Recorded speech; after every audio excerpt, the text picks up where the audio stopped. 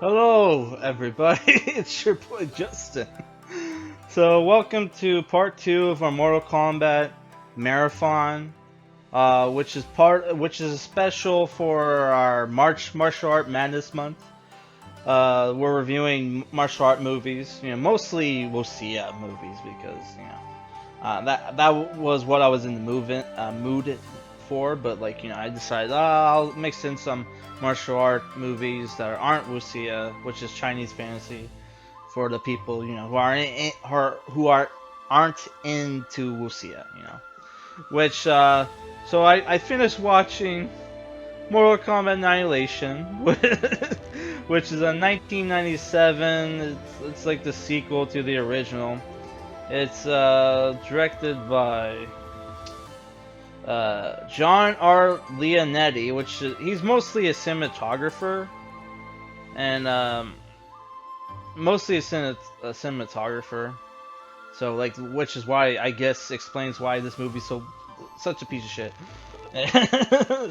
And the story is by Lawrence Kasdanov, Joshua Wexler, and John Tobias. I guess Ed Boon didn't want his name anywhere. And the movie stars James Remar, which I love James Remar, but oh boy, in this movie, as Raiden, Talisa Soto as Kitana. She's like one of her and Liu Kang, which is played by Robin Shou, are like the only returning actors from the original movie. And you have Brian Thompson as Shao Kahn. Sandra Hess plays Sonya Blade, Sonya Blade was played by a different chick. Irina Planteva as Jade. Lynn Williams as Jax, which shows a picture of a woman here when Jax is a man. So I don't know if Bing is mixing something up, but whatever. I'm not gonna.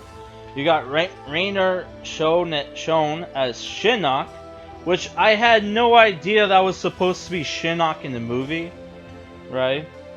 But it's Shinnok. You got Masuda Vander as Sindel, which she's gorgeous in the movie. Darren McBee as Motaro. Margene Holden as Shiva. Lightfoot as Nightwolf. Chris Conrad as Johnny Cage. Not Puerto Rican. Like a certain person said in his commentary. You got Dennis Kafer as Baraka, he's a famous stunt choreographer. I think he worked on Mortal Kombat Legacy. He did the fight choreography. You got Keith Cook as Sub-Zero, or Sub-Zero's brother. Lance McGott as Elder God 1. Karen Seymour as Elder God 2. Ridley Sue as Smoke, who is a robot in this movie. He's like a Lin Kuei cyborg, which I didn't know.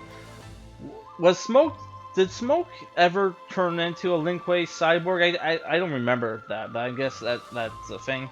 Ray Park is in the movie as Raptor number 3. Ed Boon does the voice of Scorpion, and that's pretty much everybody. Also, Rain and Ermac is in the movie, and also there's a screenshot online where you can see Quan Chi, but I don't remember seeing Quan Chi when I watched the movie. I guess he didn't have any lines. So the story for this movie, where I should mention, when I watched this movie, I watched it with the Daywave commentary. Daywave being one of the co-hosts of Revenge of the Sith. He did commentary for this movie, so I figured, oh, I'll watch that. I'll watch the Daywave commentary because it'll make the movie less miserable. And it turns out it was more of a hindrance really, because he talked over shit, and he had his stupid super chats on, which some super chatter played a shitload of music during the Sub-Zero's brother scene, which if I hadn't have already seen this movie years back, I wouldn't have known that that was supposed to be Sub-Zero's brother. Right, he was supposed to be Chinese in the movie, but he's like, it's like some um, Med either a Latino or Mediterranean actor. I don't know. Maybe he's white. I don't know. Yeah. So the story for this movie takes place right after the original Shao Kahn, not Sean Kahn, Shao Kahn with his outworld forces invades Earth realm, immediately breaking the rules of Mortal Kombat. Raiden confronts him. Johnny Cage gets killed by gets killed right away by Shao Kahn, and our characters go on like a journey, meet up with other characters, other characters, get into fights, and learn some new moves. They introduce animal maladies into this movie, which I guess, you know, Night Wolf teaches Liu Kang animal maladies, right? Which apparently you can use without beating the shit out of the person you're fighting first. Which, you know, Liu Kang turns into like a dragon man or some shit, and you know they defeat, you know, Shao Kahn or whatever. So my problem with this movie is like it's oh boy. Someone told me my problem with this movie, it basically looks like an episode of Kamen Rider / Power Rangers, right? And then there's like also there's problems where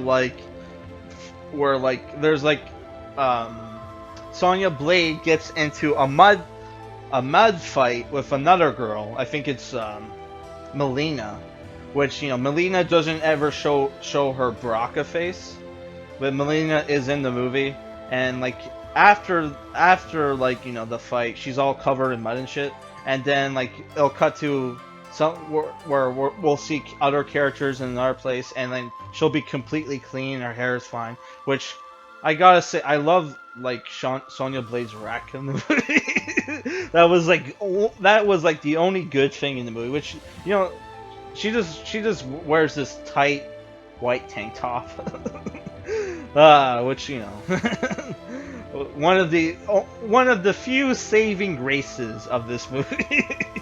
That and I don't know if the movie's like bad dialogue and like other shit is intentional. Bad dialogue probably isn't intentional, but like there are points in the movie where I actually laughed out loud, which I'm not 100% sure that if that was intentional or not. Like there's a scene where, like, you know, Jax meets up with Raiden, which Raiden gets a haircut in the movie for whatever reason, and like Jax doesn't have robot arms in this movie. He has like robot enhanced arms, right? That he wears over his arms, and like when they meet, and like I guess he loses his like superpowers in the movie. Raiden does, and so I get, which explains why he can't just look into people's souls and know who they are. He has to ask, hey, who's this chick, and who's the guy with the robot arms? What's with your arms? And like Jax is like, buddy, I just known you 2 minutes and you're already hassling me. And that made me laugh out loud. Right? But like other than that, the fight choreography is pretty bad.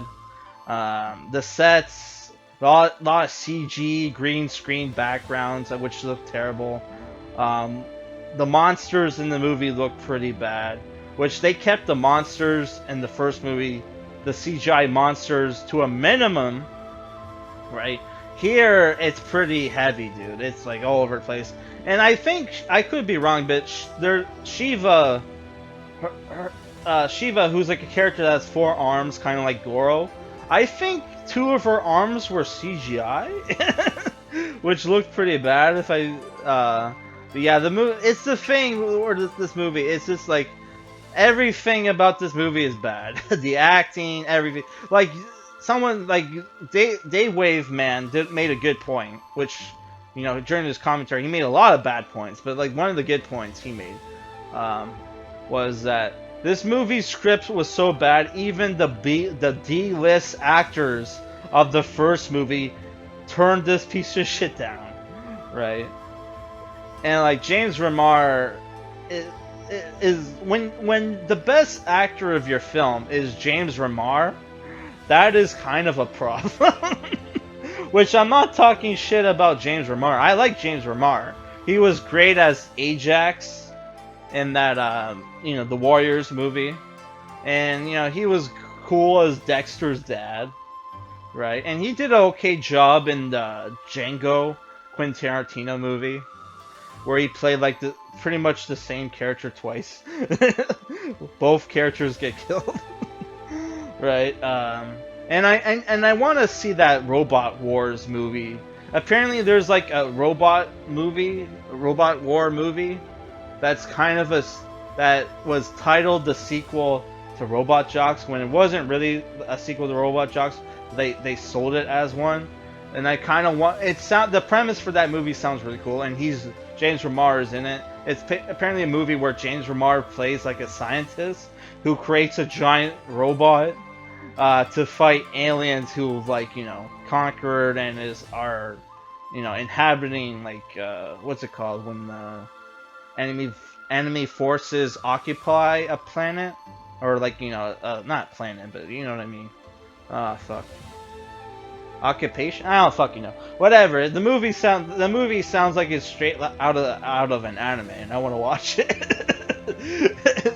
But yeah, so like this movie, it's the thing where if you believe in so bad it's good movies, this is a so bad it's good movie. But to me, it's just a bad movie. But because there were scenes in the movie that made me laugh so fucking hard, I have to give it an average review, because you have a lot of comedy movies nowadays are garbage and don't make anybody laugh. This movie is actually a funny movie and made me laugh. So, though it's kind of like I'm laughing how bad. I don't know if I'm laughing how bad it is, but it still made me laugh. So it is somewhat enjoyable movie. So I'm giving it a 5 out of 10. It is worth. I don't know if you're into this shit. You know, I think it's worth watching with your friends, but it's best watched drunk and with a shitload of people. And that's it for today's review. Tomorrow, I'm gonna go and rent it, because I didn't feel like paying $30. It was like $30 for the Scorpion's Revenge movie when I saw it in stores, and I'm like, yeah, I'm not paying $30 for this movie, so I'm just gonna rent it, and we'll see if it's any good. All right, guys, like, comment, subscribe if you like my review. All right, peace.